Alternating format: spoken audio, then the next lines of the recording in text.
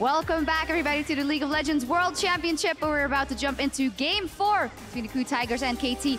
Well, as we see KT huddling there, because it looked after that first game like it would be a 2, maybe 3-0 going that way, and then KT just completely fell apart in some parts of the game. I think KT's making it a little bit too hard for themselves in the pick and ban phase. They pick these compositions with very small windows where they have to execute perfectly, otherwise the game kind of runs out for them. We see great scaling from KOO Tigers in every single game. The Fiora always getting out of control and like no response for KT at any point. And so just these super small windows they have to be able to execute properly for, and they're not doing it.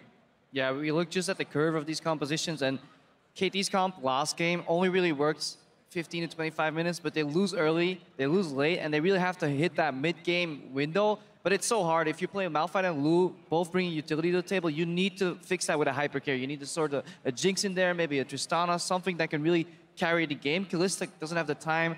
The damage is not front-loaded. There's no resets anywhere. So the only fights you're really going to win realistically is those where you CC all 3 of the carries. Yeah. We don't know what shenanigans are happening behind Probably us. some cheeky numbers. But to go on that point, one big thing we were looking at, and we looked at last time as well, was the top lane matchup. And that Fiora, pick it away or ban it. You can't deal with it. So last time KT were on blue side, which will be here in game 4 now. Yeah. Oh, sorry, KOO Tigers were on blue side in game 4. We had a situation where KT could have picked away Fiora for themselves. They took away the Gragas instead, even though Elise was already picked. And they're like, why do you have to take a jungler here? Just take the Fiora for yourself. You should be able to play it up in the top lane. It shouldn't be that big of a problem. If it is, you ban it. I mean, it's that simple. If you cannot play it yourself and execute it, you have to ban the way, because time and time again, you pick a champion that's going to get outskilled. There was Renekton, Malphite as well. Yes, he can stack armor, but it will always be a split pushing battle that Fiora is going to win. And you have no answer because KT right now are not able to properly group up and execute the comps they're playing. Yeah, but on the other hand, before we jump back to the casters, the KOO Tigers as well, just showing in better form and choosing the comps that work for them. More importantly, they're adapting in the game, so they're learning from their mistakes. If we go to game 2, they weren't really playing to their strengths. Suddenly, they start sieging properly, chaining CC, placing the right members in the right places on the map. They start winning the game. Game 3, they lose one fight where all of their 3 carries get AoE CC'd. They learn from that, and Arrow, the remaining parts of the fight, he just went untouched overall and started carrying these fights. Yep, definitely. It's too easy for KOO Tigers, honestly, in these late game fights. And KT, I was expecting so much more from this team. Also, when it comes to this whole vision control, they're not showing it in-game at all. It just falls apart. Definitely. And I meant Prey. Well, we'll see what happens. I still think it has a lot of potential of going all the way to game 5. So let's dive into game 4 with our marvelous casters. Wow. Wow, thanks, Shox. That was so nice. Marvelous. We are marvelous, aren't we? I'm the most marvelous. No, you're not. Come on. Oh, well, we can be marvelous together. Why do you always have to take all the marvelousness? I'm sorry. Just it's like a Marvel magnet, actually. Just Has he told you about his continental forgiven. ties, Dylan? Yeah, I don't know. This guy's like, he's got his continental ties. All right, that's, I suppose marvelous would be the word for it. So 4 games is going to be what it's going to be after this game. Well, okay, anyway. Yeah. 4 is the number. This is like of KT games when they we are decided to going fight around watch. Dragon last game. I feel less The thing marvelous that never now. happens to Dylan. KT versus KOO, game 4. There we go. Right in the picks and bans. And we're not so marvelous after all.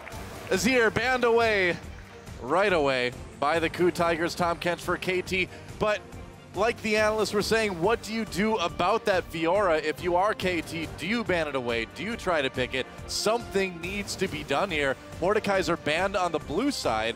Gangplank, Fiora's still up.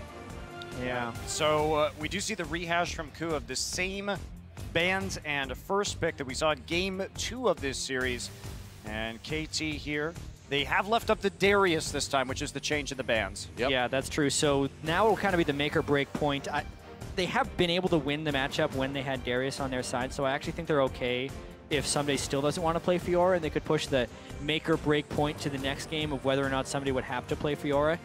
He should be able to do it. It's just a question of whether KT wants to run a squishier top lane champion like Fiora and play into that strategy.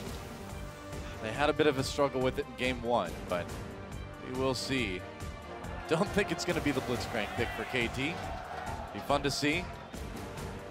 But I think Darius Shen is quite reasonable, and that is what they're going to lock in. So, KOO Tigers weren't able to win against that Darius in game 1 with the Fiora. Will they chance it here in game 4?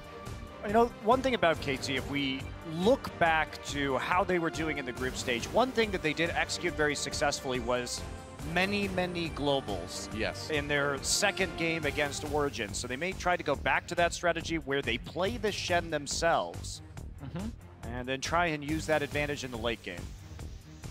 Very true. There's the Fiora hovered over by the KOO Tigers right now. I believe that team composition had an Azir in it, which is banned, but they can still get something similar if Nagne is willing to play Victor in the mid lane. I think Victor would actually be a spectacular takeaway for Nagne right now. But Nagne's never been the best Victor player. Yeah. That's one of the issues. There could be a Twisted Fate or something like that coming in too, depending on what KOO wants to blind pick here. They may go ahead and just take away the Ashe. Wow, you know, when we've seen that in the past between these two teams, Prey just switches right over to Kog'Maw, right over to some other hyper carry. We did say KT was going to have to make a pretty big change in pick ban strategy because it felt like they came on the short side of team comps all 3 games. Yeah.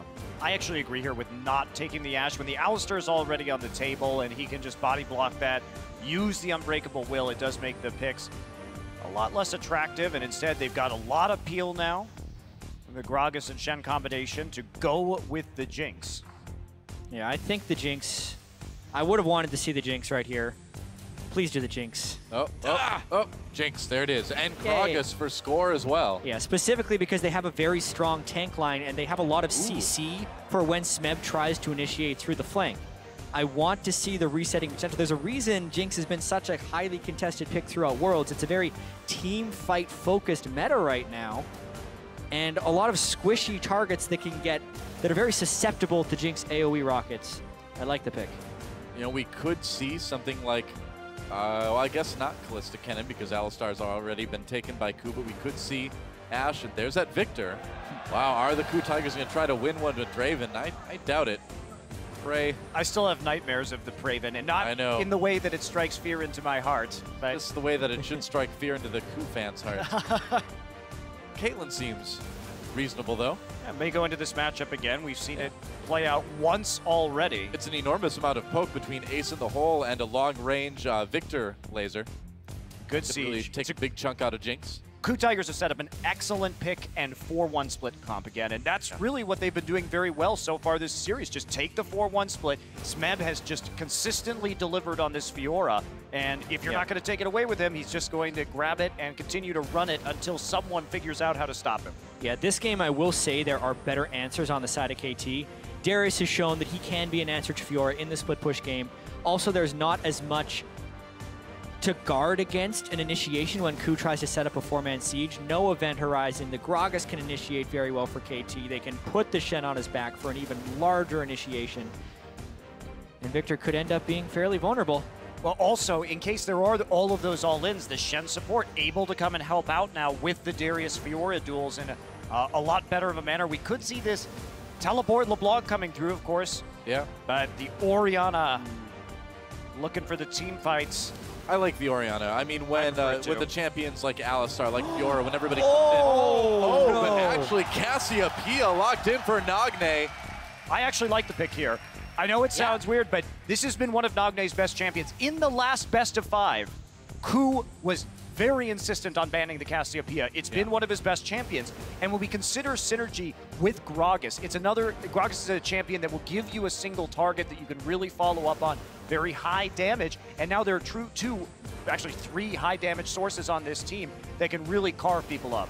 And funnily enough, since that series they played in the playoffs, Victor has received nerfs and Cassiopeia has remained untouched. So even though the game has changed around the Cassiopeia, it's still very viable in this head-to-head matchup. And Nagne, they make a big change, but they go back to a pick. You know, another benefit that champion brings too is, again, when the Fiora jumps in, when the Elise, when the Alistar get in your face, you just ult them. You just ult, you freeze them in place, you turn the team fight around. I think that's exactly what they're going to be looking for Nagne to do this game. A lot really rests on Nagne's Cassiopeia ults, and also someday up in that top lane. Yeah, I think as a counter pick to the Fiora in the team fights, this should be really interesting because we have to ask ourselves, what was happening in these last games? A lot of it was Fiora getting on top of Arrow, in that game 3. Yeah. Well, that's going to be a hell of a lot harder with the Petrifying Gaze. Smeb is going to have to be very fast to turn his back. I would agree. Well, perhaps one last time, guys, let us know who you think you're going to see in the semifinals. Hashtag KOO win if you think they're going to close it out right here, right now, or hashtag KT win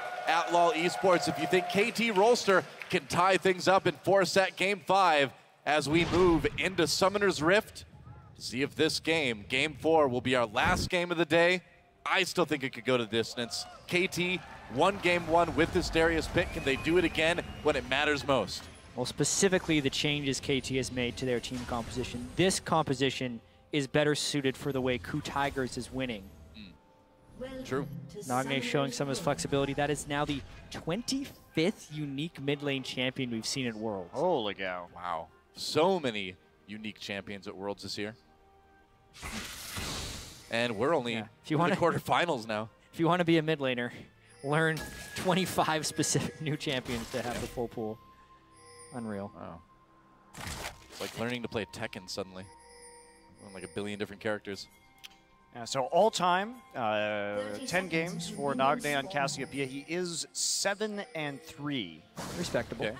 Yeah, I mean, he's been a good Cassiopeia player, and Peekaboo tries to go in for the taunt on the prey, takes a little bit of damage in response, but they're doing a good amount to Gorilla as well. So just dropping a ward on his way out. And KT going for a bit of a late invade into the jungle. We'll see what they decide to do. Just a ward over the wall into the red buff pit to keep an eye on where Hojin might be going. And they will just back right out after that. So is that one ward over in red? So we'll see if this affects the decision from the KOO Tigers as to where they're going to be pathing early. Looks like they are feinting up towards the top side, and we are going to be heading for standard lanes once again. Yeah, now Nagne was originally known as an assassin player in that mid lane. Did have a little bit of trouble adapting to more of the control mage types, but over the course of 2015 especially, I feel like we've seen Nagne really come into his own as a more well-rounded mid laner. Yeah, absolutely. And champion pool really hasn't been an issue for these guys this year, especially since assassins, generally speaking, this year haven't been as popular. Did you see Prey throw that Peacemaker over the wall there? He must have a timing for when the Gromp normally goes down and try to steal it, but was not being done by KT this time. And he's going to miss on a little bit of XP because of it. Kind of a cool idea, though.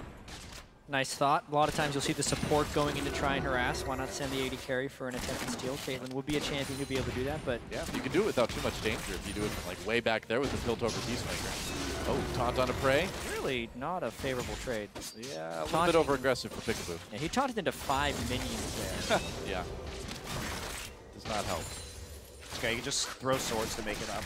You know, when Noah and I cosplayed as Shen, we realized how difficult it is to actually unsheathe Shen's swords from that. Nearly impossible. You actually can't do that. You need like really a triple-jointed arm. Yeah, you need like an extra elbow to do what Shen does. I mean, you'd really have to be a ninja in order to do that. I don't know, do you just have 2 elbows on each arm? It's actually a prerequisite. Is it? Yeah. No wonder you don't see him very often anymore. Who knew? Well, Smeb could be in a bit of trouble here. Might have to burn that flash. The flash body slam. Okay, there we go. And he did. Threatened enough that Smeb used that summoner to get away. All right, but Hojin may have another angle into the enemy jungle as a result of that. Definitely.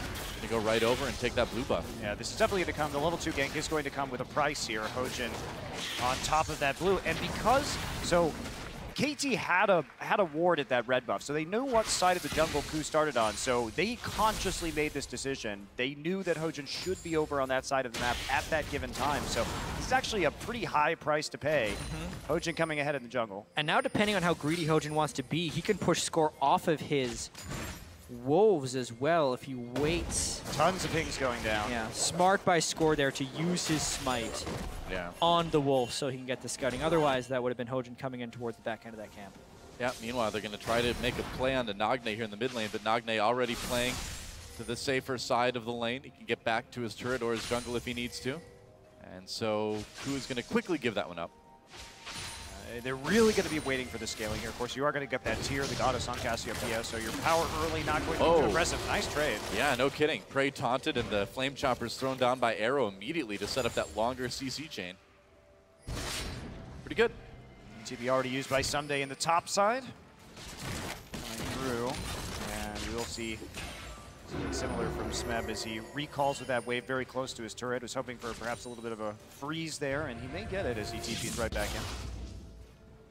Smeb doing his best to survive in this lane. Darius definitely having some of the early advantages. There's the gank. Pulverize onto Peekaboo, and Peekaboo's going to flash and get shoved the wrong direction.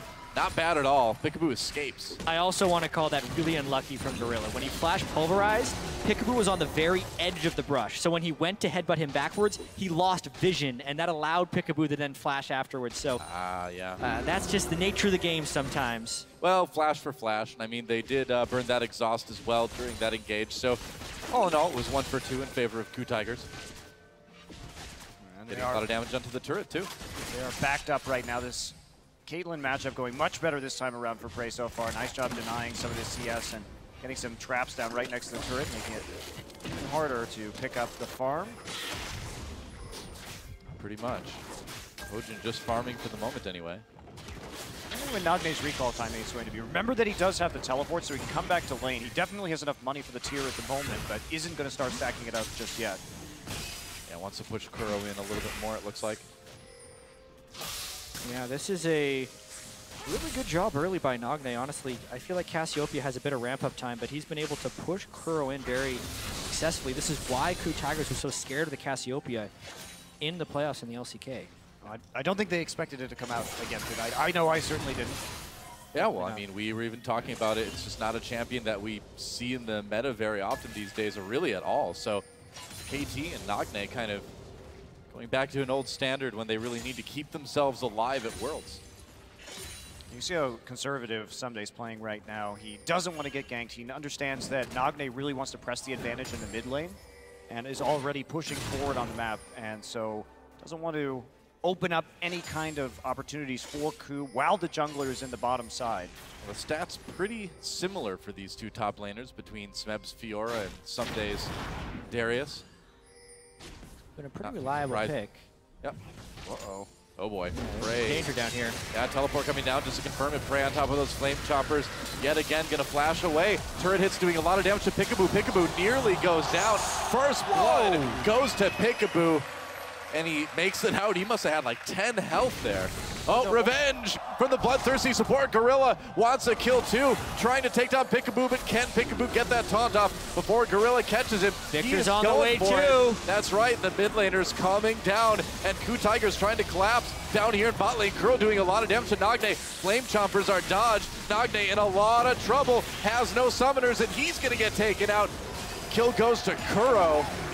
1 for 1 in the end, but that's a kill on the mid laner for KOO, which makes it a bit better than Peekaboo taking that first blood.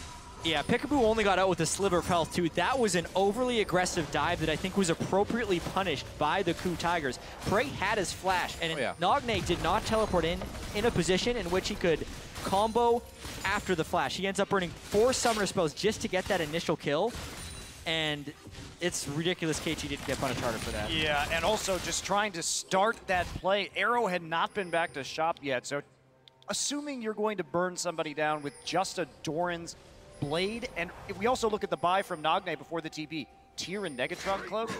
That's not a smart dive to make. You are not itemized to do that efficiently. Yeah, well, someday pull Smeb in. That apprehend. Can't quite catch him at the Q, though. Close call for Smeb. And Nagne back to lane. Still not a ton of damage. Oh, there we go. A dive onto Someday. Smeb pops that ultimate score there to try to protect his top laner. Can they turn it? Smeb in a bit of trouble. They can. Someday with the kill there. Still low health. Nice explosive cast from Score. Hojin sent running, and he's going to get taken out by KT. And that's 2 kills. This isn't the first time we've seen Someday get an edge in the top lane. The question will be whether he can play smart enough to hold this one. This time, though, it was Hojin who flashed in for the initiation, and they didn't have the burst to take down Someday, allowing Score to come in for a nice counter gank. Look at the CS discrepancy even before anything else in that fight. Again, Score has outpassed Hojin in the early jungle, and when he found the 2v2, had the superiority. Yeah, and especially because he had that ult by the time the fight began, too. So really doing a nice job. You see Hojin right here. They think they caught him out. Flash Cocoon immediately. There's the grand challenge coming down. Someday going to path back to Score. And then Smeb out of mana, too. Yeah, there's a heal coming through, and Score just keeps Hojin off from getting the return kill with that ultimate hitting 6. Smeb was pretty low from the initial trading in that lane, so that makes that a much riskier ult than you would first assume if you can stun the Darius from the Fog of War. And here's punished. Here's something to really watch too. When KOO Tigers get rattled, Hojin starts to over-prioritize ganking in top lane. That could have been the start of that. We're gonna have to really watch that closely to see if there's starting to be a bit of a mental breakdown for the KOO Tigers already in Game 4. I don't think they were that worried, especially because they did do such a good job of turning around the teleport gank in the bottom side. You think so? Yeah. Oh, there we go. Nice Taunt on to Prey, yeah. Prey stuck in place for a long time. Peekaboo taking a bit of damage himself too. Ends up being a decent trade for KT. Those AoE rockets doing a lot of damage to the bot lane from KOO. Yeah, they had to back off though. Gorilla was 6, so had that unbreakable will. Should they follow up, Peekaboo still only level 5 and not really going to be as useful in terms of ultimates in a 2v2 fight. Yeah. So nice, they got a good trade. Just take it, walk away. I'm actually very surprised Peekaboo's been able to land so many taunts onto Prey. 650 range, 80 carry with a 90 caliber net that can get him out of range mid It is kind of surprising, isn't it? Especially with the danger of the chain CC from the Flame Chompers. That should be one of Prey's top priorities, is to not get taunted by the Shen. It's a bit odd. But Peekaboo's positioned well and used the Fog of War, and Prey has not wanted to net away defensively. Well, Peekaboo able to protect his pink ward for the moment. Keeping Gorilla from taking that one out, but now the lane is going to get pushed in KOO's favor. At least it was for the second anyway there. It is so weird to see a series between two Korean teams where support Shen has become such a priority pick. This has never happened before. We have not seen support Shen in Korea this year until Worlds. We didn't see it in Korea at all. Only here. Welcome to Worlds. I guess. Well, KT is in a really strong position this game. Anagne, despite the poor teleport bottom lane, is farming up well, stacking his tier, not getting punished. Hojin, yet to complete his jungle item, whereas Score's been sitting on Cinderhawk for quite some time. And Arrow's Jinx is farming up completely fine against Caitlyn. Pretty much everything KT needed to go right in the early game has gone right. And Someday too, what a difference in his play this game. After he got those kills, you could see he called Score up just to protect him in the lane for a counter gank in case he was ganked. As soon as he backs off, they push the wave into the turret. Someday walks into the river to ward. So they are taking many more precautions at conserving their top lane advantage in this game compared to the last couple. very true. KT with the pressure on the bot lane now. Hojin's there to try to help out. He is recalling at the moment, though. CS fairly even in mid between Kuro and Nagne at the moment. Kuro's actually done a nice job catching up. He was pretty far behind there for a while. He has. And he has rebounded in that lane, but Someday still a bit of a problem, of course, finishing that phage early, so he does have that item advantage, and he's starting to run away with it in terms of farm as well. Well, here comes Score. They're going to try to take away the blue buff, and it doesn't look like KOO is in a position to stop them at this point. We'll see. He may just want to dive up and top here. Someday, Smeb trying to bait him in, but Someday not quite going under turret yet. I like Smeb using his riposte so early to block the decimate, so it's never even a threat to get 5 stacked for the ultimate. Also, Score doesn't realize he was spotted by a ward while going for deep wards. You have to be very careful here, since Gorilla did recall and head up that way to begin with. Well, Nagne's gone. He does have TP if he wants to go for it. Hojin just going to go ahead and ward this up. Find that Score is already there. Coming in, and oh, who got it? Hojin. Able to take it for KOO. Didn't get on the mid laner, but at least they kept it away from KT. I mean, that execute damage in spider form, you do just have a nice amount of burst there for Elise. Yep. It's something anyway. Ooh, Ace in the hole already doing a decent amount of damage with that BF sword for Prey. I like the early Ace in the hole just for harassing lane from Caitlyn. Yeah, why not? Especially when the support is gone, they have to wait so the Peekaboo can't block it, but that was... It's a low cooldown, it does a lot of damage, and when your team is trying to push things up to take control around Dragon, you might as well use it. Nice job by KOO on the vision clear there. Very safe, considering they had the pink ward there, and they waited for 3 people before they cleared out enemy pink up towards that side, so they weren't going to get surprised by anything. Yeah. We're more likely to see the 3-lane push here from KT than we ever have been. Already an upgraded warding trinket by Nagne. Oh boy, Gorilla's going to take a lot of damage. He may have to burn that ult. He does. And that's a pretty crucial ult to not have available when you're going in for Dragon. Never mind. Here we go. Every teleport may have an opportunity as teleports come in. KT scaring KOO away. Hojin taken out. And KT continues to pull a little bit farther ahead every time these two teams crash into each other here in Game 4. So Someday actually ended up canceling this teleport. KOO still has his with that. But yeah, Hojin getting punished there for the squishy Runeclave Elise. Well, Someday able to get that top lane turret too by canceling the teleport, so they still certainly got a lot of value out of that. Yeah, there's not really a way to KOO can go ahead and do this Dragon at this juncture either, of course, with the jungler down, but KT falls back to safety, just going to keep on split pushing, and they have so many wards in that bottom side river right now. Oh boy! Oh boy, Prey taunted right after the explosive cast. Beautiful play by KT Rolster. Smeb on the run, turns around with her pop. Gorilla with the engage. Can KOO do enough damage to turn this one around? He's going to throw the Chaos Storm down on the score, but with Nagne entering the fight, flash ult, he's going to get the slow on Gorilla and Smeb. KOO still trying to get something done for KOO. He'll get one kill as Peekaboo gets a bit too close. Arrow grabs one in response, though. Peekaboo did not need to come back into that Kuro's fight. not done yet. Nagne playing it dangerously. Oh, where is he? Another kill for KT and Nagne. I think that was a home run attempt for KOO right there. Because they're losing so much off of that fight. KT was supposed to be on the offensive, but Score's Gragas ultimate turned it into an offensive play because Someday this whole time is in a pressure position, which meant that KOO needed to press their advantage bottom lane. KOO lost absolutely everywhere, and they lost harder because KOO tried to make up for it at the end of that last fight. And because Smeb was in the bottom side, now he is down. We see just 100 about to 50 or 155 CS. So taking that, I mean, Smeb gets forward here. What a great ultimate, though, from Score. And then the chain right into the traps and the taunt. Oh, man. Arrow getting excited on that Jinx. Gorilla with a nice counter engage to let KOO come in and do something at least. Yeah, big problem too was that death ray was very poor by KOO, not actually hitting anybody. If he had been able to land his full combo, that may have gone the other way. Yeah, unfortunately, Peekaboo flies in at the end, gets bopped by KOO. Then the very end of this fight is quite interesting because KOO's got blue buff and level 11, so he's quite strong. Lands a death ray onto both, which gets him greedy, but that's the thing about Victor. You have two spells, and then you wait on long cooldowns. Yeah. After he landed those spells, he should have known that he can't finish them with auto attacks and just stayed by the wayside in safety. You're not going to do well against a Cassiopeia that has that consistent damage output as well as the enemy 80 carry. A little bit too brave for KOO there, and that's going to allow KT as well a pretty comfortable blue buff and pretty comfortable lead. 6,000 gold in 17 minutes. A pretty massive lead, actually, when you look at it. Looking early like we're going to be getting that Game 5. Oh, boy. Could be. I love Game 5s, chat. It's not blind damage.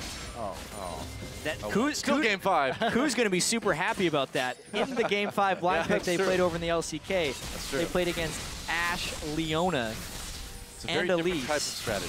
without bringing Cleanse because they didn't know they were going to be facing up against that level of chain CC. Yeah. KOO also, I feel like they've won picks and bans in 3 out of the 4 games so far. This one, KT had a nice curveball with the Cassio. Oh, what an engage by Score to throw Gorilla and Prey back into the enemy team. Gorilla pops that ultimate, so tanky. It's going to run out, though, and so is his life. Arrow with another kill. Manages to save Prey, and Someday is dead in the top side. Looks like Hojin and Smeb teaming up for a kill onto the KT top laner. Looks like we will see a turret trade when everything is said and done. Prey recalling right now, but will just stay back to defend the turret. Yeah, KOO should be able to get this top lane turret before too long. All things considered, that's actually a very good trade for the KOO Tigers, being down 7,000 gold, being able to trade a gank kill plus turret push. It'll stay good as long as they can defend this inner turret, which it looks like they'll be able to. Yeah, and just like that, they've cut the 6,000 deficit down to 4,000. Yeah, the big question is how big is this Cassiopeia going to get, though? Because you have a 7,000 gold lead right now, 6,000 now. And the Cassiopeia is only going to get stronger, so Someday decides to dribble his way into a ultimate. So he hides into the wall, positioning. so he can't get it off. Hiding your vitals, always a smart thing to do against At the Fiora. same time, he hit his vitals, and then Hojin had no problems landing the skill shots on the stationary areas. Well, Someday was just a hair's breadth away from using his ultimate right there, too. He dived with his ult still up. If he hadn't gotten cocooned at that precise moment, so good timing from Hojin. Turned that battle around, but... Yep. I love these duels. I love Fiora versus Darius. It's just absolutely hilarious. Definitely is. Yeah, to answer your previous question about how big will Cassiopeia get, though, I feel like Nagne is going to get pretty gargantuan. He's already about 80 mana away from max stacking his Archangel Staff and transforming it into a Seraph's Embrace. I think that's what makes Cassiopeia so dangerous, especially in a matchup against Victor. Oh, not on the Gorilla.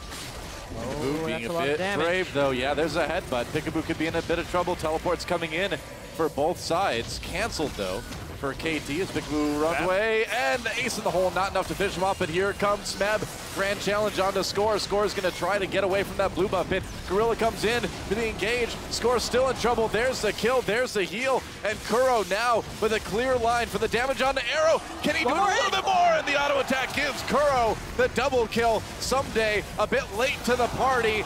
And I think time's out for him. He's going to try it all. Oh, he got with the gravity field. Triple kill for Kuro.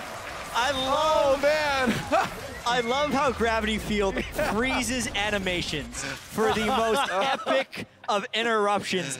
And that was fantastic. It's remarkable how KOO Tigers is coming back from this 6,000 pre-20-minute gold deficit, but it's almost classic KOO Tigers in that sense. Kuro on Victor is starting to take over this game, at least he's attempting to. Smeb was able to proc the appropriate amount of vitals, and KT just reached a little bit too far here. Well, let's watch this one again. You know, Peekaboo has been making a lot of aggressive plays all game, and here's one that starts off a fight that does not go well for KT. Well, here's the thing. With Score coming in, you see the TP start to fall. I think that KT expected this teleport that we're looking at from Smeb to be canceled, because that's absolutely insane. But considering the cancel from the KT teleport, it was a 5v4 in the end. KOO with the nerves of steel, and you have to make plays like that if you want to get back in the game. Yeah, and then Kuro obviously gets the healing from Smeb. Great gravity field placement around the bend, landing every single skill shot, weaving in his auto attacks. And at this point, Someday was cut off. He's basically just trying to make an escape, but Gorilla lands both of his skills really well, knock him back. That would have been a Kuro kill. Good night, Darius. Insane. He's on fire, literally. The ultimate rejection. At the peak of his jump. Rejected. Well. Oh no. Someday you dunk, some days you get dunked. Also, we'll have to get a replay because our replay missed a kill on to Score, which actually gives KOO the window to go and take this dragon. Wow. Which is shockingly going to be the first dragon of the game here at 22 minutes. That has got to be one of the latest dragons we've seen here at Worlds, and KOO getting it. That's a nice big damage boost at this point in the game when people have some items. 6% makes a big difference. Exactly 6% of the difference, I suppose. Think about it. We stopped to analyze that one for just a second. There you go. As I often do. Yeah. Let's watch Score die. Oh boy. He has just no control of his own jungle, and KOO is actually prepping the Baron. So a nice little bait there, knowing that they'd won the fight so substantially, going over to Baron, which necessitates a check. It's early on in the game, so they can't actually kill the Baron. Instead, they just bait the Baron, and that's just a smart strategic play. KOO knowing exactly where to gain their advantages from, even though they still hold a pretty big gold deficit. It goes to show how far behind they were. Well, this is classic KOO Tigers, Jat. Get rocked in the early game, somehow, some way. Make it back in. Pretty much. 6,000 plus gold at like 17 minutes. That should basically be it. I guarantee you right now, KT does not feel like they're 3,000 gold ahead, though. Or 2,000 gold, how it is now. Yeah, I got confirmation, too. That was the latest first dragon at Worlds. Wow. In the tournament to this point. So 22 minutes. Very delayed, but there's been a lot of fighting in this game. And emphasis on the towers. So KT, I still think comfortably has a scaling advantage here with this Cassiopeia. Of course, the Fed Victor going to cut into that just a little bit. And how many times have we seen it with KOO winning and we say, well, the mistake is that they gave Kuro Victor. Well, here we are again in KT fighting for their tournament life, and they gave Kuro Victor. It's a dangerous thing to do against the KOO Tigers. Yeah, Score does have his flash up, and Kuro was down a flash. I think one of the biggest weaknesses of Victor is when people can get directly on top of him and displace him. Yep. He is mobile, and he has good defenses when you're running at him, but if you successfully close the distance, he can be punished. And KOO is in the danger right now where they have such a high concentration of their gold onto a flashless mage right now, and that is their weak point. or their vital spot, you could say. KT may try to take advantage of Someday coming up the river right now. Looks like he's going to be too late to catch KOO. They've already taken down the turret. So KOO Tigers safe for the moment anyway. Yeah, but Smeb sacrificing a lot of farm for this, and he's falling further and further and further behind, 164 to 237. Wow. The farm at the moment, but they're able to get a little bit of global gold onto him before sending him into that bottom side. Someday, you know, he does have a tendency to take over games like this as a player. And I think it's very critical for the Fiora to not fall behind, because the team fighting of the Fiora, I think, is much weaker than the team fighting of a Darius when they're even or when Darius is ahead on gold. It's not the same in the other way. All 3 games that Smeb has played so far in Fiora, he's gotten that advantage in the split push, and it's been very key to KOO finding the victories, because he either burns a key summoner during the split push before the team fight or flanks around while they're already ahead. This time Someday has been able to equalize that and actually get an edge. Yeah, he's about 1,300 gold ahead at the moment too, which is quite substantial. And when we're talking about this specific team composition from KT, they have so many executes, Darius ult, Jinx ult, but it's the damage over time and the AoE damage from Jinx and Cassiopeia that are setups for a possible Darius pentakill here that is very, very dangerous. You can tell that KOO knows this. You can tell they're aware of it. They sent Smeb down to the bot lane to get a little bit of farm by himself, try to catch up a little bit of that CS deficit. So we'll see if he can. He's got his teleport, so he can join his team if he needs to. I also have to point out that Someday built the Quicksilver Sash.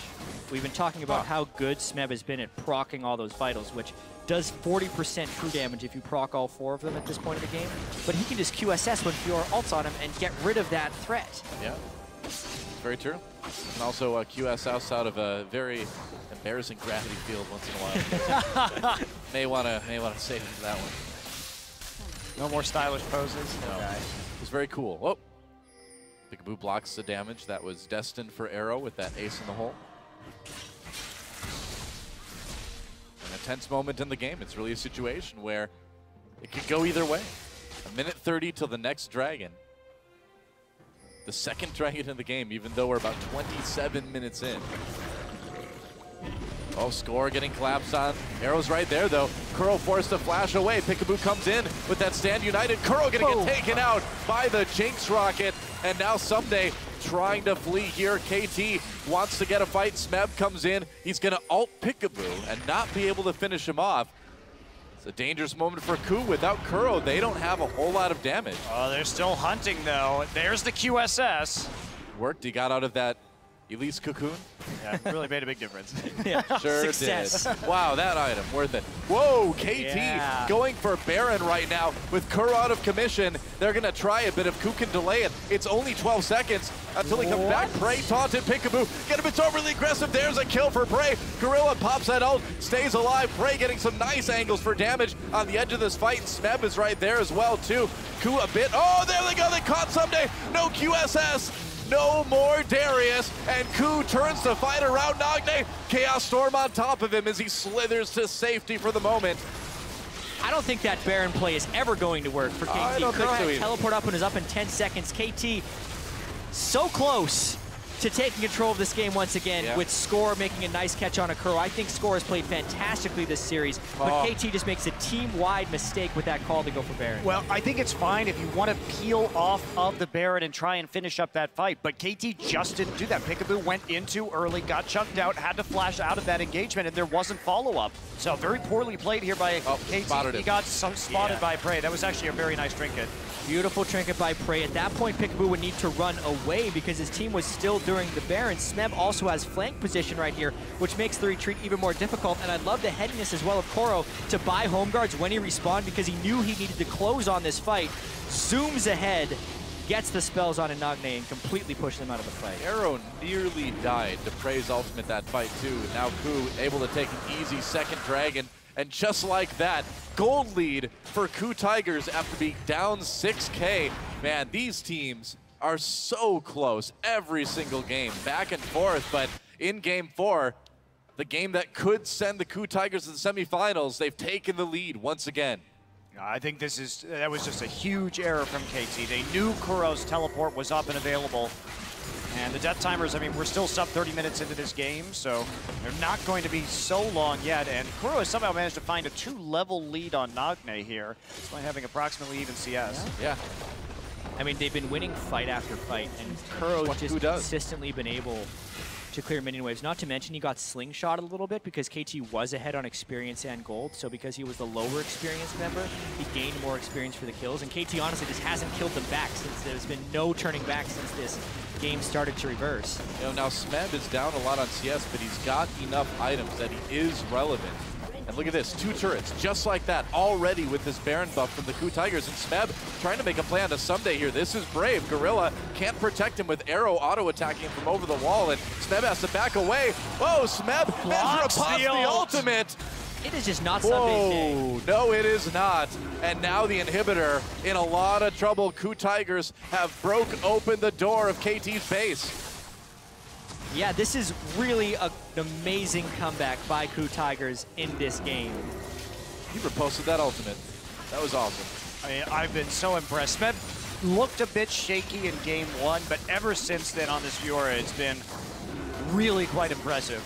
Yeah, KT needs to make a play right now if they want to save this inhibitor, if they want to save their game. I don't know if they can, though. That cannon minion's doing damage. Someday gets jumped on.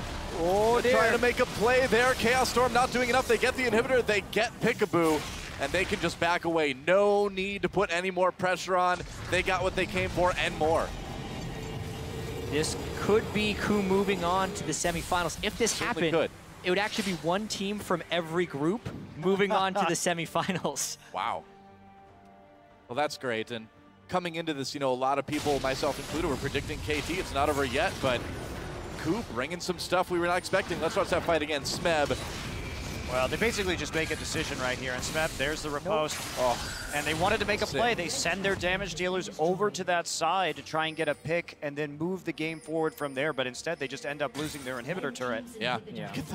Look at the gold differences all the way until roughly about the 28-minute mark in favor of KT, and then KOO bringing it right back again.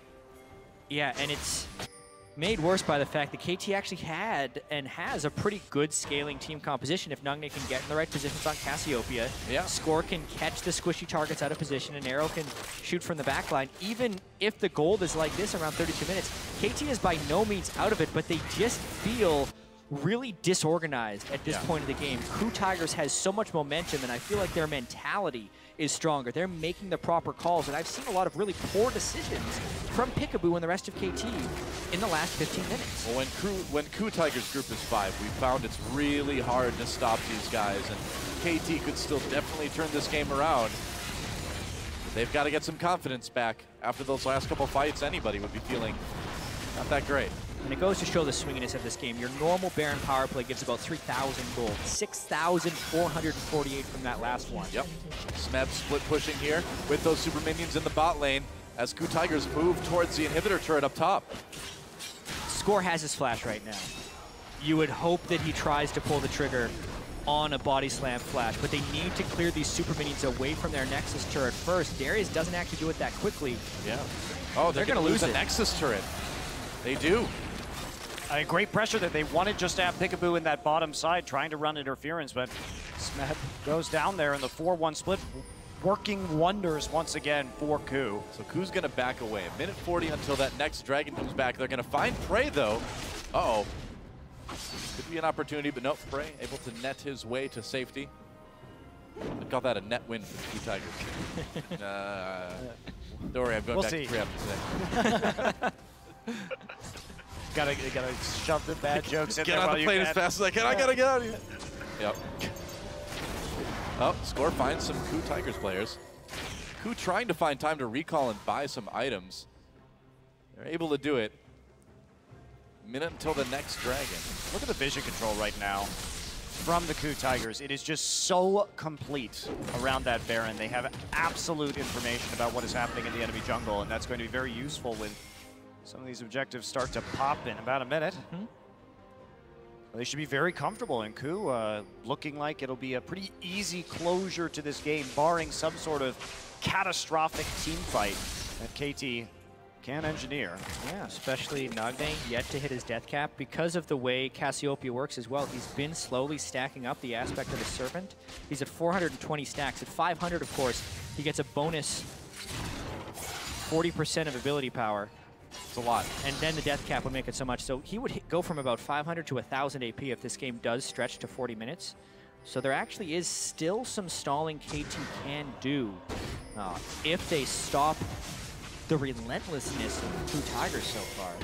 Well, they definitely know that. Who knows it too? It's still a very tense game between these two teams. That 5K gold lead at this point in the game doesn't mean a whole lot. Who's going to get this next Baron, though? This next Baron fight is going to, I would say, almost certainly decide the winner of the game. The Dragon's going to KT, or to KOO, rather. And the Baron is really not coming at the right time for KT Rolster. They're already down a Nexus turret, and their inhibitor is yet to respawn. They can't commit people down to that Baron area, and I don't even know if they want to, because a 5-on-5 fight at this point, before Cassiopeia hits that late-game form, is not very ideal. Like, this actually is a Baron you might need to give up 100%. I mean, and if you do that, you kind of wonder if you can stop the KOO Tigers. Well, the nice thing KT has going for them is great kiting potential. So they're not really going to be able to be dove with Cassiopeia and Shen at some of these turrets. So maybe that would be the way to discourage a game from ending. But again, you have the Victor Gravity Field and the Caitlyn to siege. So it still would be hard. This is a very, very tough decision for KT to make. There's a very high percentage win here for the KOO Tigers based on the current circumstances.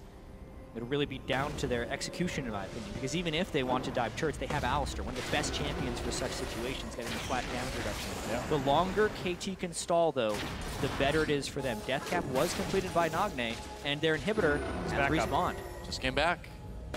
That's great timing for them, really. They managed to prevent the instant Baron take. We do see Someday fading back into it's a trap. His Nexus fountain. It's a trap. And are they going to catch score here? Maybe. Ace in the hole comes in. They get him with the cocoon. Score could be going down. Tries to make it out. Looks like he'll barely live.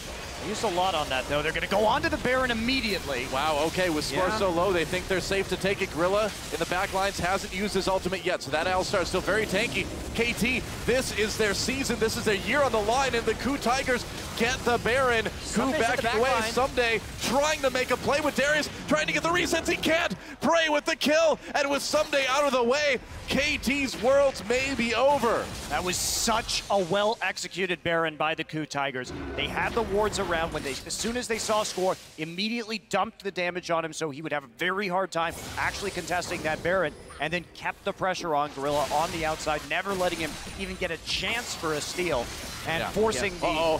Smeb onto Peekaboo. A lot of damage done there. He's going to use the ultimate even through the exhaust. Gorilla comes in to try to support his top laner. Score takes a dirt nap. And Kuro takes a lot of damage, but they're going to send Nagne back towards the base as well as they take out another inhibitor. KOO, low health, but they are taking apart KT's base. Going for another one. I think it might be time to go back after this. We'll see if they decide they can end it. See Smeb right there, mouth moving. He is the main shot caller for the KOO Tigers. So they are just going to back off, take the Baron, take the two inhibitors that they managed to get. But KT stays alive for just a little bit longer. Man, I mean, it is about as close as it can possibly get with the picks that KOO have been making here. Yeah, KOO, just a continuous play of success right there, I'd have to say. Peekaboo making a lot of unfortunate mistakes. I feel like the taunt at the very beginning of that Baron fight on an Alistar where he extended his flash would have been wondrous if he could have joined Someday in that fight on the inside. And then as far as the double inhib taking, that's about as best the KT could have hoped for. It's lucky that the game actually isn't over. If Arrow dies, though, I think the game is over. Smeb trying to find him. Gorilla's right there. Arrow taking a lot of damage. Gorilla comes in. Score trying to save his AD carry. Pushes Gorilla back into him, though. Turret doing damage to Alistar. Peekaboo gets the taunt. Gorilla could be in trouble. Has to use that ultimate to stay alive, but he can't. Arrow with a kill, and KT may have found an opportunity, but there are so many super minions coming into the base. Does KOO even need Gorilla to be alive right now? Well, the minions aren't there quite yet, so KT wants to hold this a bit longer, but there it goes. They're going in. They want to fight the 4v5. Smeb at about half health. This may be a bit too dangerous, but KOO, they see victory right in front of them. They see a dead inhibitor as well. That's all three inhibitors down now. KT in a bit of trouble. They're going to send Smeb to push up this bottom lane. Hey, dueling with Someday, gotta be careful there. I wouldn't want to duel with a Darius, especially at this point in the game. That Nexus turret getting a bit low as Score comes from the side. Peekaboo there as well. Score gets taken down. A kill for KOO, and KOO with that kill may have done it. The Nexus is exposed, and in summer season, it was KT Rolstra, but KOO with a chance at revenge in just 4 games this time, and there it is. KOO Tigers go to the semifinals. Wow, coming second place out of their group, too, behind the Flash Wolves. Come in here and deliver a vintage KOO Tigers performance, playing from behind, showing the strength of their team fighting and shot calling, and these guys are elated. KOO really stepped it up in this series. Smeb in particular, even when he was behind in lane, he had the strength in team fighting, the right pick potential. KOO went back on the old picks and Victor. Prey had successful ultimates in these team fights and had good positioning. Really, it was a team effort, but on the back of Smeb.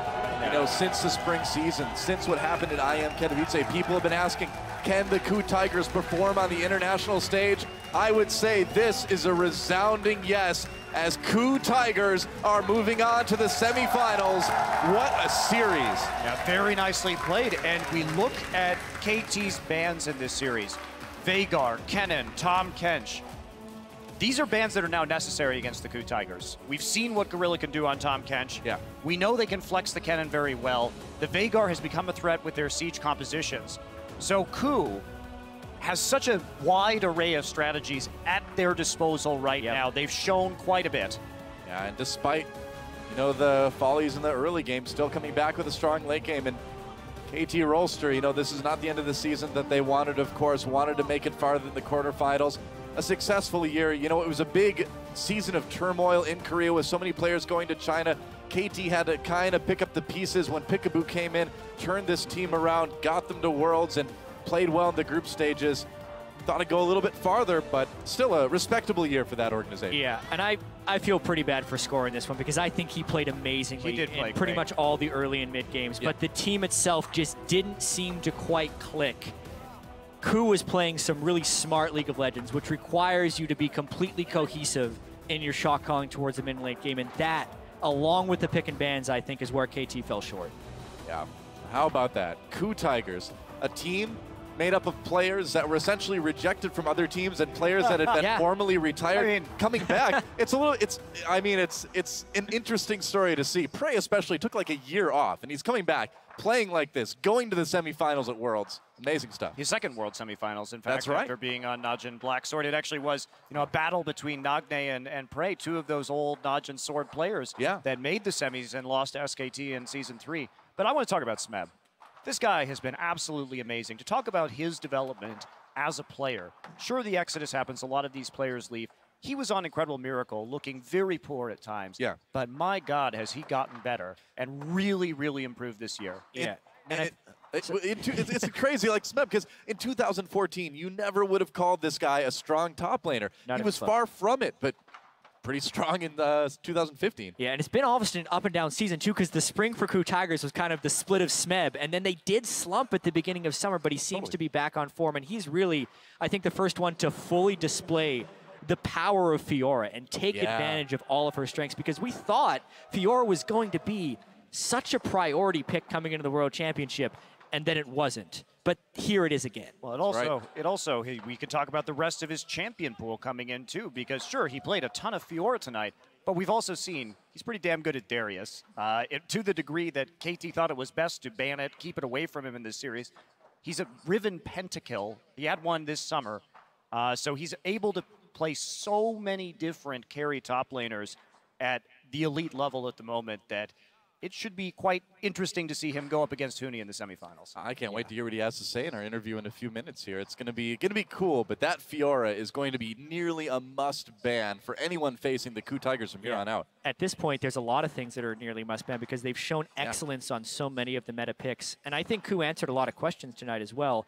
They were in the group of life, so to speak, and didn't even win that group against the Flash Wolves, who looked very sloppy in our first quarterfinals. So a lot of people were thinking maybe KOO just didn't have it in them, not to mention all of the struggles they'd had at international events in the past, like IM Katowice. So I think this is just a really redeeming game for KOO, the team of veterans who had actually failed on the international stage prior. I think the main issue they had is when it came down to it, those high-pressure matches, the KOO Tigers kind of tended to collapse. We saw it at IM Katowice, we saw it in Korea as well in certain matches, but towards the end of summer season, it really was looking like they had solved those issues, and with that last best of 5 we just saw, winning it in 4 games over KT Rolster, I think those issues are long gone now for the KOO Tigers. So we're going to throw it down to Shox for an interview with KOO's top laner.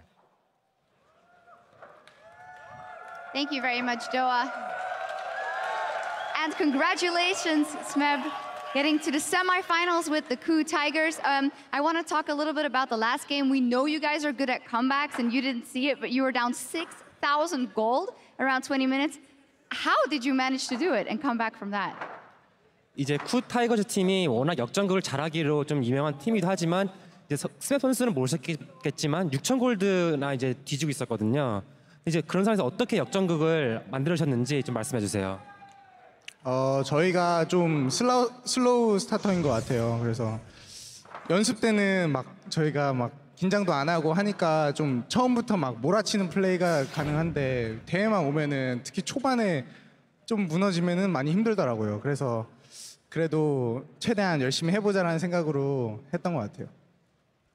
So I think in general we're a very slow starter. Like during scrims, we play very aggressively and it works quite well. But I think at the actual tournament, we get quite nervous and it doesn't work the way we planned.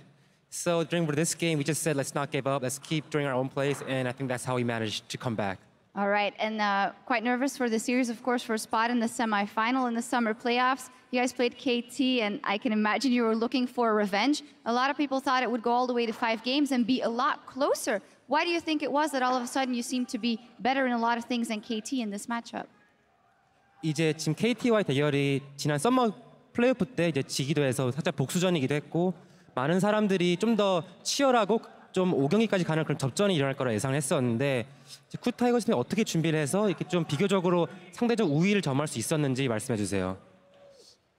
저번 마지막 그 KT전은 저희가 사실 자신감이 있었는데 준비할 시간이 너무 없었어요. 그래서 저희가 블라인드 픽까지 준비를 했었었는데 그걸 못 해가지고 좀 아쉽게 패배한 것 같고 저희는 근데 저희 팀은 모르겠는데 저는 그 저희가 준비만 열심히 하고 준비한 대로만 된다면은 무조건 이길 수 있다고 생각했어요. So during the summer playoffs, our team was very confident, but I don't think we were just prepared enough, especially for the blind pick, the blind match, the 5th game.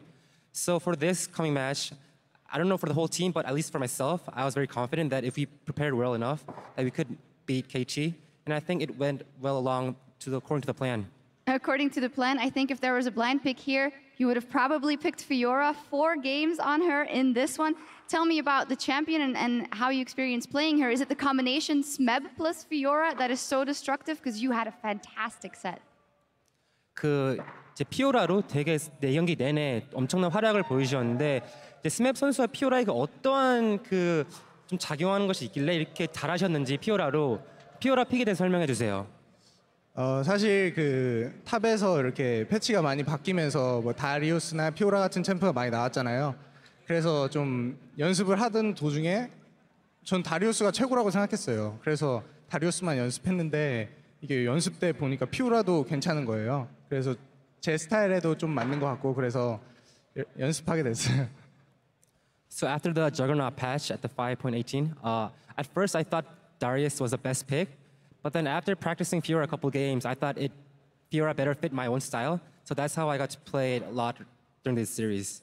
Yeah, and you are very good on it. That will possibly be a very interesting pick in the next round. Semi-final versus, of course, Fnatic. What a matchup. And Huni said in an OGN interview yesterday that he was very much looking forward to playing you. He's also said that he wants to prove that he's the best top laner in the entire tournament. What can you tell me about that matchup versus Huni?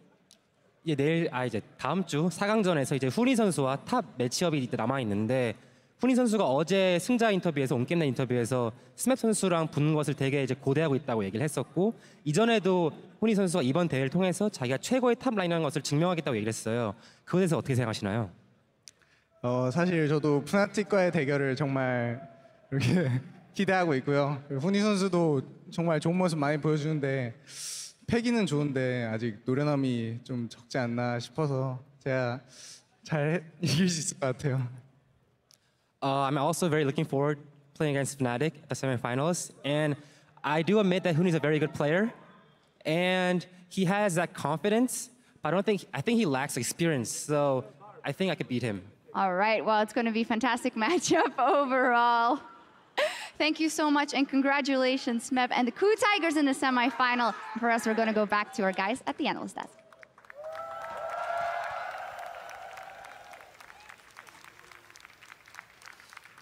Thank you, Shox. The 3-1 victory there for KOO.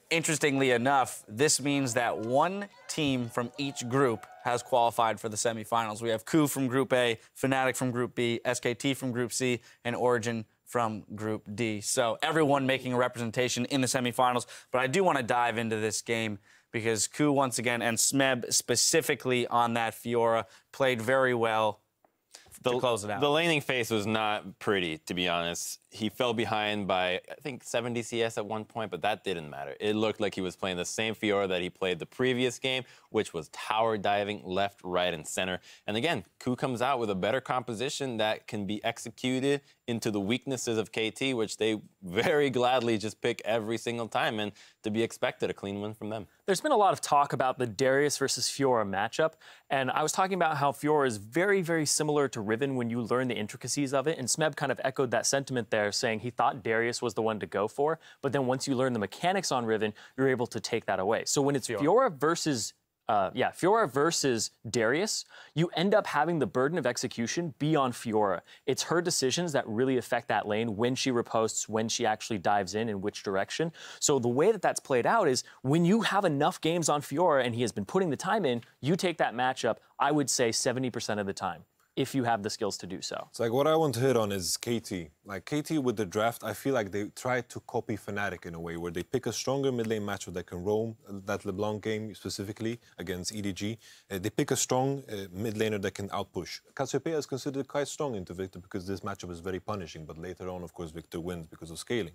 And then you have this top lane matchup that Score always kind of figures out for them. But the missing piece that they didn't pick up while they were looking at Fnatic was their AD carries that they always pick is in the shape of Sivir, Cannon. Sure, they played some Jinx yesterday as well, but it didn't really set them up to enable this pressure that came from these other lanes. The Jinx, sure, it works into the late game, but you're not going to win in the late game anyway. So just try to play on the pressure that you have, which came from the early game, from the mid and the top. To transition that into bottom, pick a cannon and pressure that. Yeah, not only were KT's drafts just a little strange every time, they were lacking engage. They were getting early leads, but they didn't have a way to really push that lead and force their will onto their opponent. Exactly. And they were kind of waiting for them to do things. But aside from that, we saw Peekaboo making some very odd decisions, getting caught out, taunting into one person, and then just really not having the perfect setup. It seemed like some frustration there that they couldn't close games out, that they had advantages and they needed these fights. But then also, you look at Nagne. He's usually giving so much damage later on, but this was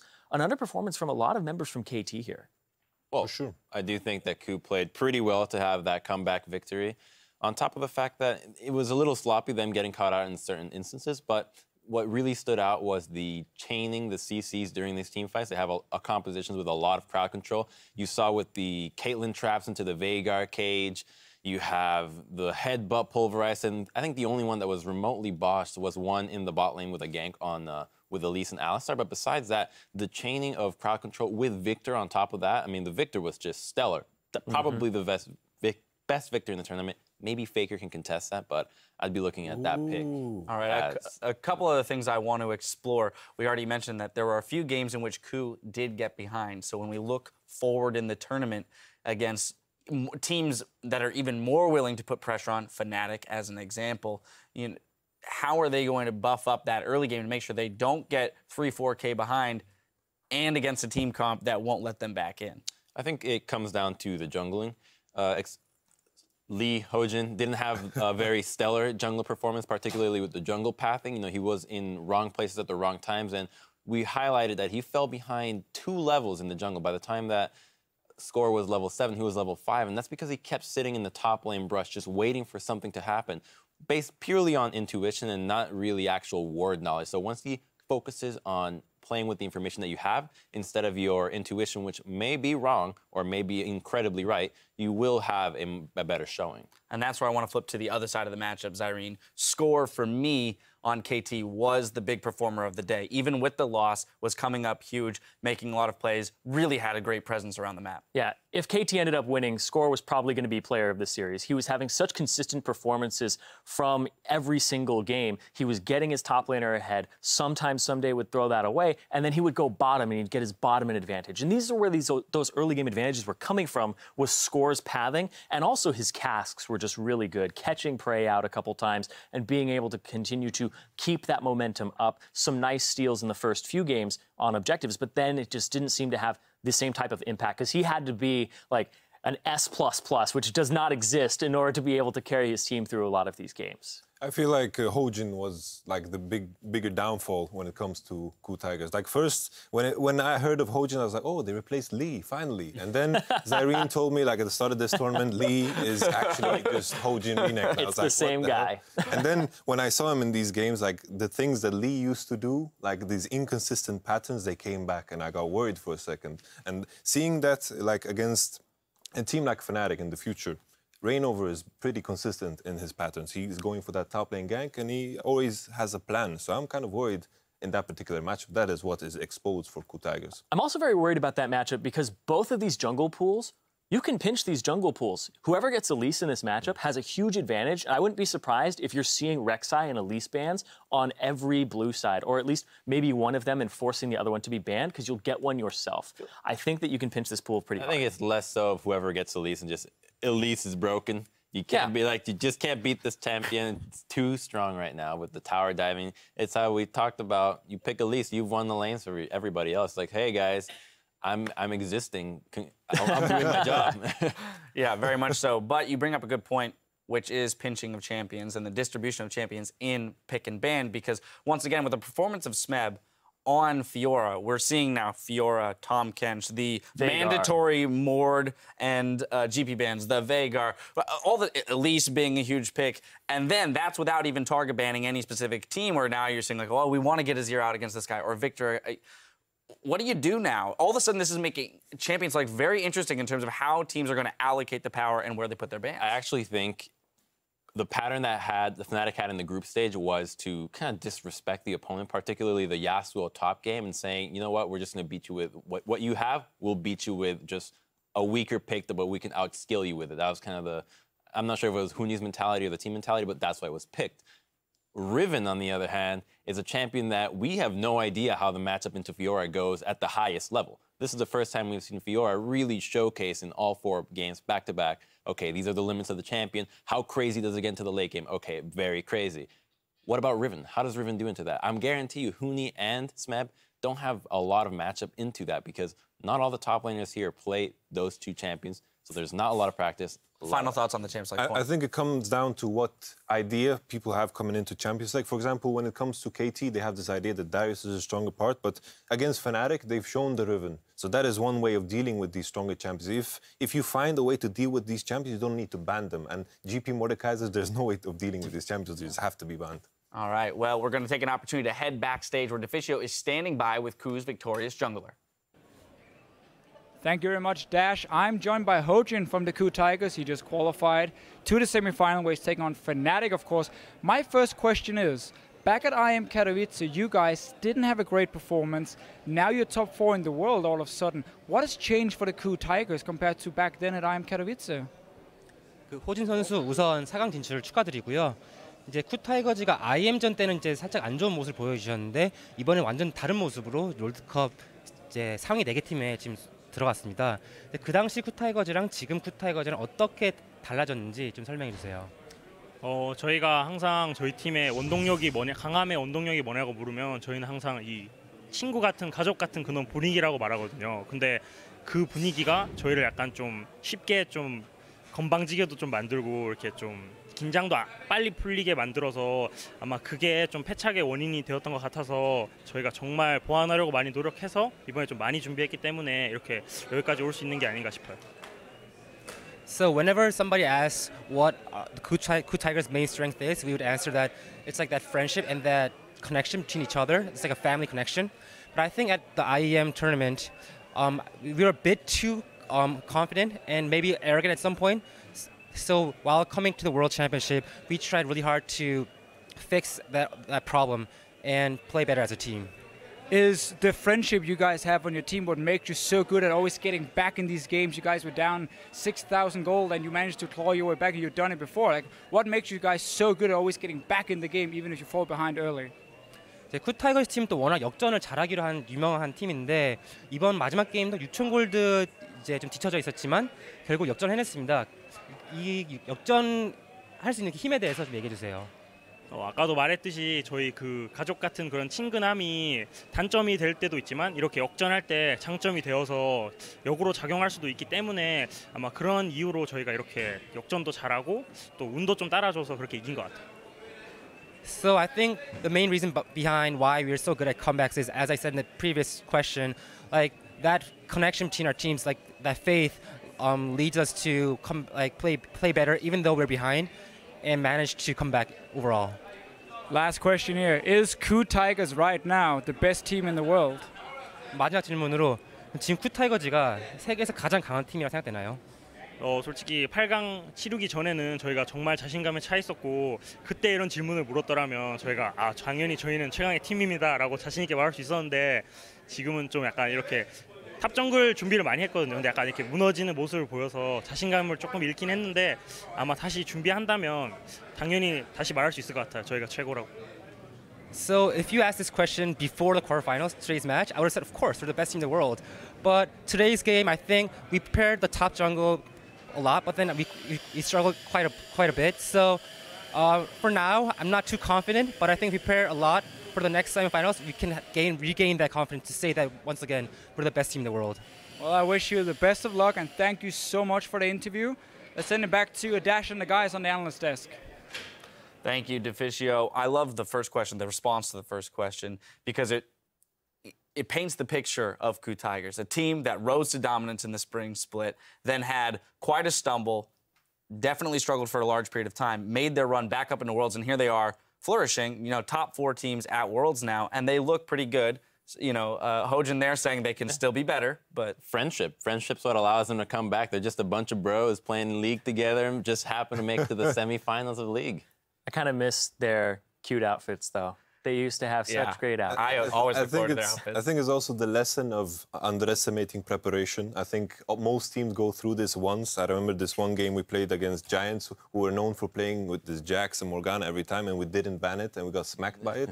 So that's I think it's just the lesson of preparation and appreciating preparation. And to your point, Zyrene, them not being allowed to have an infinite number of uniforms makes us look better by comparison, because they're not showing up at the tournament and outclassing us. Turning back to the top lane, though, Smeb had an exceptional day as the Grand Duelist on the Rift and claimed our Player of the Series honors. He just had an amazing series. Coming into here, we were looking at Someday as a guy who had so much consistency to him, but then this 1v1 matchup just kept happening all of the time. And Smeb got to a point where he was level 18 when everybody else was level 15 in the game, and he just kept coming back from deficits with Hojin at his side. Lose a little bit early, but he was always staying in it. That friendship really coming through for KOO Tigers. So the question is Fiora MVP or is Smeb MVP? Smeb. It's just on the screen. I think it was very clear based on the graphic. No, but Smeb, because as we mentioned, the skill cap of that champion, where sure, Fiora is a strong champion, but only if you can execute on it properly. That's why I'm looking forward so much to Smeb versus Huni, because they both play Fiora, they both play Riven, they both are mechanically just gifted on these champions. I want to see what happens there, because we might have another Faker versus Ryu kind of outplay going. All right, I hope to see the same. Looking at the quarterfinals as a whole, though, earlier we asked what surprised you the most in this stage of Worlds 2015. And Nick Renier tweets, no quarterfinal series has gone 5 games, despite such an explosive and unpredictable group stage. It's like the first thought that comes to mind. Even though some of these matchups didn't go to 5 games, like the Fnatic EDG, I felt it was really close, even though it was a 3-0. Yeah, a lot of these games with different picks and bans, right? We just saw a series between KT and KOO that could have gone 5 games if everybody was playing the pick and ban well, and then they went through and then they executed on it. But something, everybody's like, oh, who do you want to win the World Championship and all that? And I'm like, you know what I really want is the finals to be all 5 games. We've never had a World Championship finals go all 5 games. That's really what I want. So we're saving up for it Yeah. by having no five-game series in the quarters. We're gonna have a 5-game. As long as final. I get that one. Well, the reason you don't have those 5 games quarters is because the tournament meta has really stabilized. After you get the group stage goings, especially as it's divided in a couple of days in between, it really allows the teams to reassess what they did wrong and what they did right, and then come up with a better strategy, practice against each other with what they deem is the better strategy after what they had practiced before Worlds. And then, you get a lot of more refined gameplay, and it might not look the prettiest, but at least in their own context, it's the best league that they can show. Mm-hmm. All right, next up from Eric Darua, the strength of Tom Kench has surprised me. I knew he sounded strong, but wow, he has shown his power. Speaking of tournament meta, Tom Kench is definitely up there in my opinion. I'm really surprised that people lagged on finding out how powerful he is. Same with Fiora. I feel like both these champions moving forward in semis and finals are going to be highly contested because they are both extraordinarily powerful, and what they do on the Rift, not many other champions can even do or contest. It's like when I saw Tom Kench for the first time when it was released, my comparison that I drew, like when it was supported, is just like a worse version of Thresh and Morgana, but in reality, it's just a better version of both.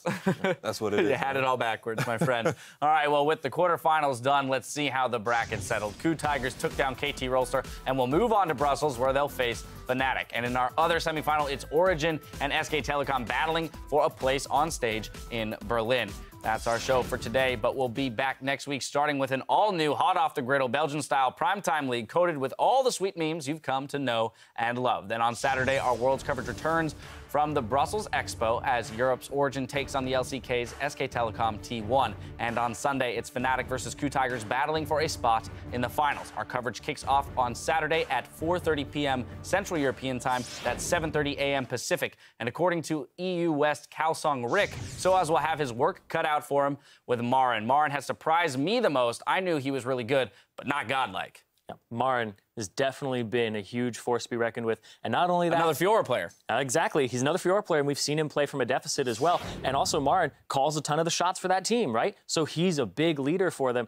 If you can take down Marin, or if he snowballs, he starts putting that into the rest of the game. One of the weaknesses that he's had, though, this entire time is that he's relatively easy to gank. He plays so aggressive that whoever he's playing against can feel a little oppressed after his up-in-your-face playstyle, just always putting the pressure on. And if you just find a way to sneak a gank in there, you can probably set him behind quite a bit. If you're ganking him, you're not ganking Faker. It's like, why would you ever get Faker? Like the beauty of Marin, yes, I find them very beautiful. The beauty of Marin to me is the fact that he fits into all of these different metas so well. It's like we come into this world with a complete new meta, like revolving around these assassins. People questioning Marin being able to play these like bruisers, assassins may be the wrong word, but Fiora, Darius, and he's playing them phenomenally. The fact that he's willing to adapt and doing it really well is what is amazing to me. You could call him a timeless top laner. Well, that does it for us today. The Worlds tonight is hitting your browsers in just 15 minutes, so stick around for the week's action broken down by myself, Spawn, and Crumbs. Now, on behalf of the entire live broadcast crew bringing you Worlds 2015,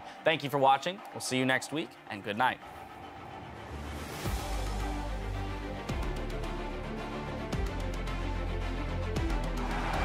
KT versus KOO Tigers. Last time we saw these guys, it was epic, and I expect it will be equally, if not more, epic today. I think they can. The heal was nearly enough. Sunday pulls him in. Oh, and he gets 1-for-1. In fact, Sunday got that kill. And now KT comes in. A huge apprehend by Sunday, and KT all over the KOO Tigers. KT Rolster, GG. Now they get back out of the fight, got exhausted, couldn't really do anything. Double kill comes in for Curl. They're going to tear apart KT. Game 2 goes to KOO Tigers. But no follow-up there. Oh, never mind. Unstoppable for Sunday. Another nice knockup comes in. Big heal for KOO Tigers, and they will chase KT over the moment.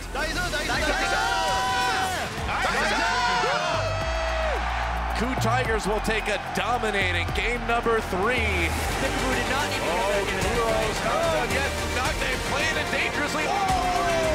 The double kill someday a bit late to the party, and I think time's out for him. He's going to try those. Oh no! By the gravity field, KOO Tigers go to the semifinals.